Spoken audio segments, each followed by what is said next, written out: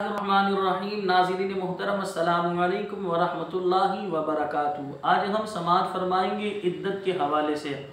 کہ شرعی اعتبار سے حاملہ کی عدت کتنی بنتی ہے، اسی طرح بیوہ کی اور طلاق یافتہ کی عدت کتنی بنتی ہے۔ اس سے پہلے کہ آپ کے سامنے طلاق یافتہ، بیوہ اور حاملہ عورت کی عدت بیان کی جائے، سب سے پہلے عدت کا حکم سماعت فرمائیں کہ عدت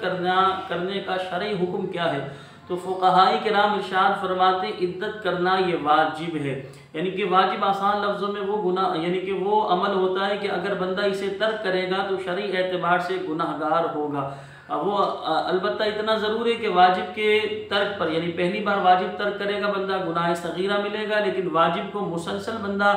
ترک کرتا رہے گا تو ظاہر سی بات ہے اب بندے کو گناہ کبیرہ ملے گا، یعنی بڑا گناہ ملے گا۔ یعنی آسان لفظوں میں عدت کرنا عورت پر واجب ہے۔ اچھا، عوام الناس میں یہ بات بھی بہت زیادہ مشہور ہے کہ بھئی اگر کسی کے شوہر کا، کسی خاتون کے شوہر کا انتقال ہوا تو لہٰذا ان کی جنازے کے ساتھ 40 قدم یا 10 قدم چلا دو تو عدت معاف ہو جاتی ہے۔ تو ایسی کوئی عدت شریعت نے بیان نہیں کی۔ اسی طرح بعض لوگوں نے اپنے پاس سے 40 دن کی عدت بھی نکال لی ہے کہ 40 دن عدت کر لو تو عدت ہو جائے گی، ایسا کچھ بھی نہیں ہے۔ اب آپ سماعت فرمائیں، عدت کے حوالے سے میں آسان لفظوں میں آپ کو بیان کرنے لگا ہوں کہ دیکھیں، ایسی خاتون کو طلاق دی گئی کہ ان کے پیٹ میں بچہ تھا، یعنی وہ حاملہ تھی، تو شرعی اعتبار سے ایسی خاتون کی عدت وضعی حمل ہے، یعنی بچے کا جننا، بچے کا پیدا کرنا۔ تو اب جو ہے علماء اسلام ارشاد فرماتے بچہ جو ہے طلاق کے 9 مہینے بعد پیدا ہو یا 1 منٹ بعد پیدا ہو جائے تو ان کی عدت اتنی ہی بنے گی، یعنی جیسے ہی طلاق دی، اب طلاق کے بعد کچھ دیر بعد بچے کی ولادت ہو گئی، عدت ختم۔ اسی طرح طلاق دی گئی اور بچہ جو ہے ابھی یعنی کہ حمل ٹھہرا ہی تھا، تو اب لہٰذا شرعی اعتبار سے فقہا بیان کرتے ہیں جب تک بچے کی ولادت نہیں ہو جاتی اس وقت تک عورت عدت کرے گی، یعنی اب اس کی عدت جو ہے عورت کی 9 ماہ بھی ہو سکتی ہے۔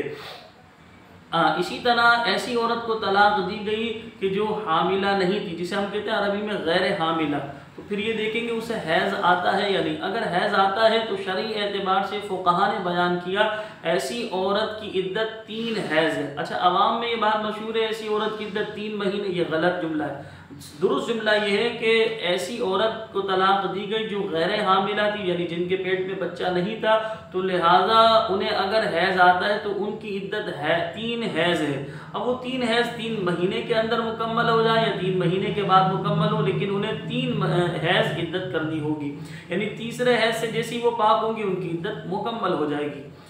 اور اگر ایسی خاتون کو طلاق دی گئی کہ وہ غیر حاملہ تھی، یعنی ان کے پیٹ میں بچہ بھی نہیں تھا لیکن انہیں حیض بھی نہیں آتا، جسے ہم عربی میں کہتے ہیں عائسہ۔ عائسہ اس خاتون کو کہتے ہیں جو حیض سے نا امید ہو چکی ہو، مایوس ہو چکی ہو۔ اس کی عمر ویسے فقہا نے 55 سال بیان کی ہے، اگر 55 سال سے پہلے بھی بند ہو جائے تو لیکن شرعی حکم یہی ہوگا کہ ایسی عورت جو غیر حاملہ ہے، یعنی جن کے پیٹ میں بچہ نہیں اور انہیں حیض نہیں آتا، تو ان کی عدت 3 جو ہے مہینے عدت ہے، یعنی جنہیں حیض نہیں آتا ان کی 3 مہینے عدت ہے، جنہیں حیض آتا ہے اور غیر حاملہ ہے تو ان کی عدت 3 حیض ہے۔ اور جو حاملہ خاتون ہیں جنہیں طلاق دی گئی تو ان کی عدت وضعی حمل ہے، یعنی بچے کا جننا ہے، چاہے وہ 9 مہینے میں بچے کی ولادت ہو چاہے کچھ دیر بعد ولادت ہو جائے۔ یہ تو تھی طلاق کے حوالے سے عدت۔ اب آئیے بیوہ کی عدت کے بارے میں کلام کرتے ہیں۔ شرعی اعتبار سے فقہائی کرام ارشاد فرماتے بیوہ کی عدت 4 ماہ 10 دن ہے۔ اب اس میں تھوڑی سی تفصیل یہ ہے کہ اگر پہلی تاریخ کو، یعنی قمری مہینے کی پہلی تاریخ کو انتقال ہوا شوہر کا تو عورت 4 ماہ 10 دن عدت کرے گی، اور اگر پہلی کے علاوہ شوہر کا انتقال ہوا، مثلا دوسری، تیسری یا پہلی کے علاوہ جس بھی تاریخ میں انتقال ہوا، تو اب شرعی اعتبار سے عورت 130 دن عدت کرے گی، 130 دن عدت کرے گی۔ تو لہذا ابھی لوگ یہ بھی سوال کرتے ہیں کہ عدت جب مکمل ہو گئی تو اس کے بعد کوئی خاص عمل ہے؟ بعض لوگ کہتے ہیں مسجد کی طرف جانا، بعض لوگ کہتے ہیں کوئی دعوت کا اہتمام کرنا، بعض لوگ کہتے ہیں بھائی کے یہاں جانا۔ تو شرعی اعتبار سے جب عورت کی عدت مکمل ہو جائے تو اس کا کوئی خاص طریقہ نہیں ہے، یعنی آسان لفظوں میں جو شریعت مطہرہ کی طرف سے پابندیاں تھیں، مثلا گھر سے باہر نکلنے کی پابندی تھی، زینت اختیار کرنے کی پابندی تھی، تو وہ پابندیاں بس اٹھا لی گئی۔